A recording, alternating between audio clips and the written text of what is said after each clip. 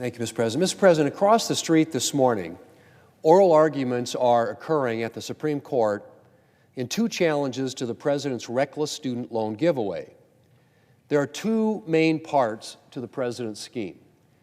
There's the outright forgiveness of $10,000 in federal student debt, $20,000 for Pell Grant recipients, which is set to cost American taxpayers somewhere in the neighborhood of $500 billion. And then there's the President's radical revamp of the income-driven repayment system, which will bring the total cost for the President's plan to somewhere close to $1 trillion. The President's new income-driven repayment plan has probably garnered less attention than his plans for student loan forgiveness.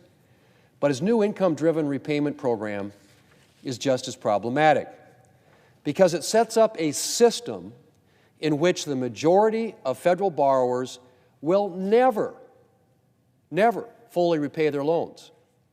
One scholar at the Brookings Institution, a left-of-center think tank, estimates that, and I quote, "the vast majority," end quote, "of college students will be eligible for the program, and that current and future borrowers enrolled in the program, quote, on average, might only expect to repay approximately 50 cents for each dollar that they borrow," end quote. Repay approximately 50 cents for each dollar they borrow. The Urban Institute, another left-of-center think tank, estimates that just 22% of those with bachelor's degrees enrolled in the President's new income-driven repayment program would repay their loans in full. By contrast, the Institute notes that under today's IDR program, we would expect 59% of individuals with bachelor's degrees to repay their loans in full.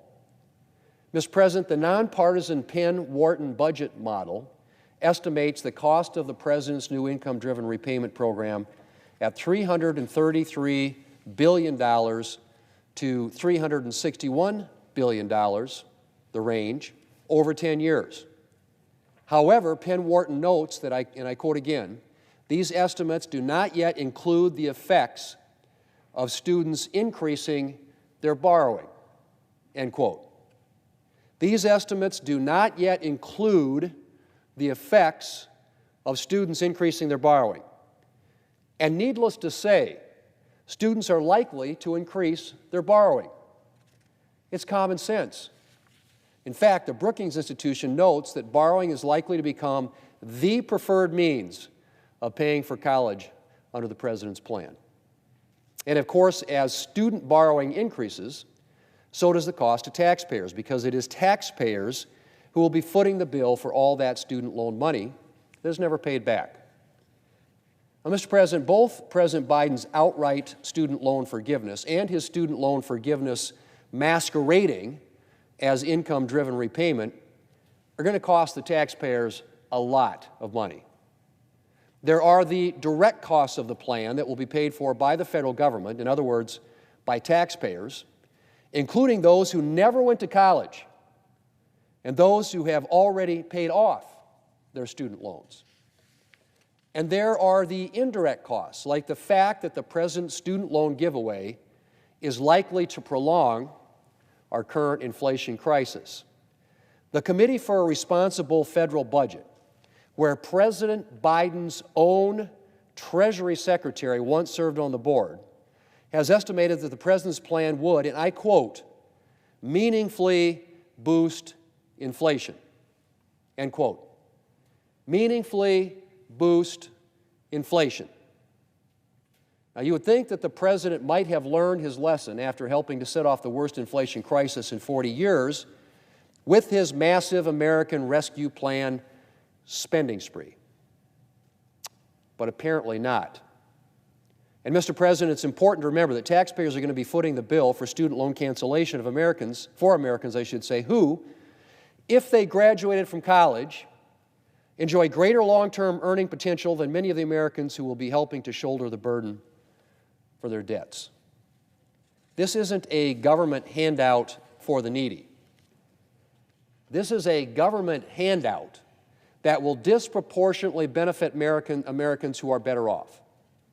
And of course, Mr. President, the President's student loan giveaway will do nothing to address the root of the problem, and that is soaring college costs. In fact, it's likely to make things worse. Faced with the knowledge that many of their students will never have to fully pay off their loans, colleges will have zero incentive to cut costs. And students are likely to feel less pressure to choose a more affordable college option, since there's a good chance that they will only have to pay back part of their student loan debt and might even have it forgiven entirely.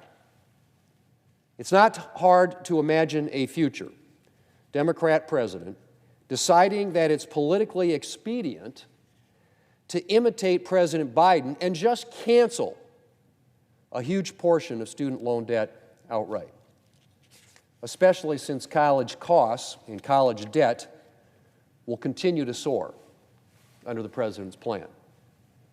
Mr. President, whether President Biden has the legal authority to implement the debt cancellation he proposed is really questionable.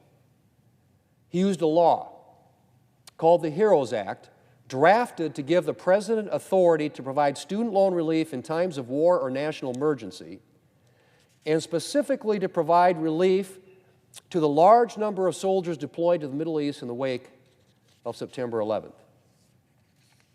It was not intended to provide for widespread student loan forgiveness in a time of peace and low unemployment.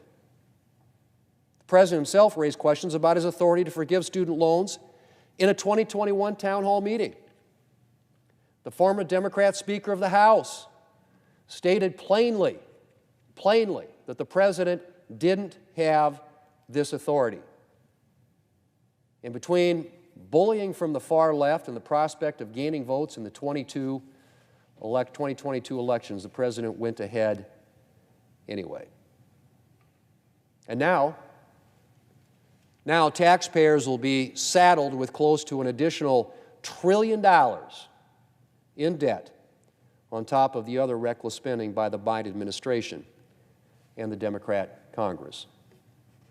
Mr. President, it's not just Republicans who have raised serious concerns about the President's student loan plans. So has the Washington Post, and at least one scholar at the left-of-center Brookings Institution, and the Nonpartisan Committee for a Responsible Federal Budget, where, as I said earlier, the President's own Treasury Secretary once served. And the list goes on. The President's student loan giveaway is yet another disastrous economic plan coming from the Biden administration. And, Mr. President, if it goes into effect, it will be the American taxpayers who once again will be paying the price. Mr. President, I yield the floor, and I suggest the absence of a quorum.